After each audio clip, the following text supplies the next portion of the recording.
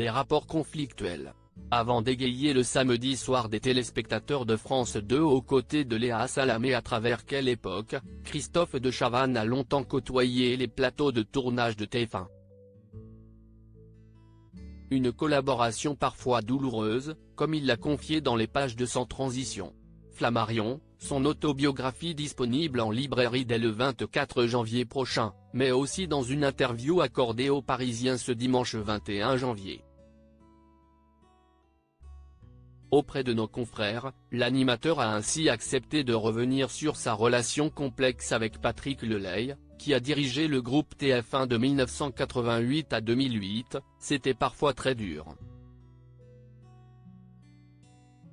S'il n'y avait pas d'engueulade avec Patrick Lelay, il n'y avait pas de rapport. Il pouvait être sans pitié. Pour appuyer ses propos, l'animateur de 65 ans a livré un exemple frappant: « Il m'a promis de me laisser le temps d'installer tout le team sur TF1 avant de m'annoncer l'arrêt de l'émission au bout de quelques numéros. J'ai protesté en lui rappelant sa parole initiale et il m'a répondu, je n'ai qu'une parole, c'est pour cela que je la reprends.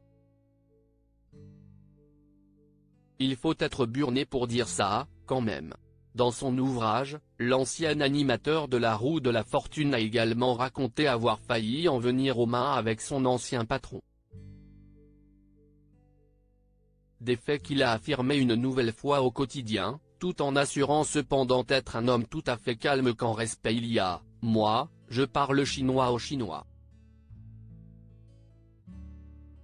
Ces jours-là, ils s'étaient conduits avec moi comme des chiens. Mais si on est gentil avec moi, je suis le mec le plus adorable qui existe. J'essaie d'être juste en fait. Rien n'était juste dans nos rapports dans ces moments-là.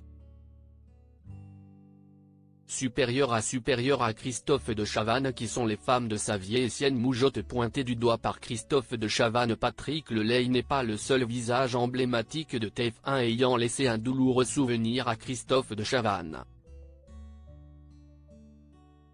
Auprès du Parisien, le papa d'Isabelle, de Ninon et de Paul-Henri a également mis en lumière le comportement d'Étienne Moujotte, qui a dirigé les programmes de la Une de 1987 à 2007.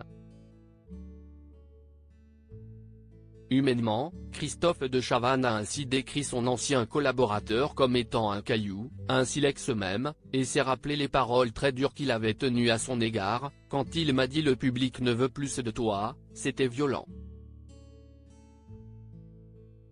Article écrit en collaboration avec 6 médias. Crédit photo, Alain Guizard.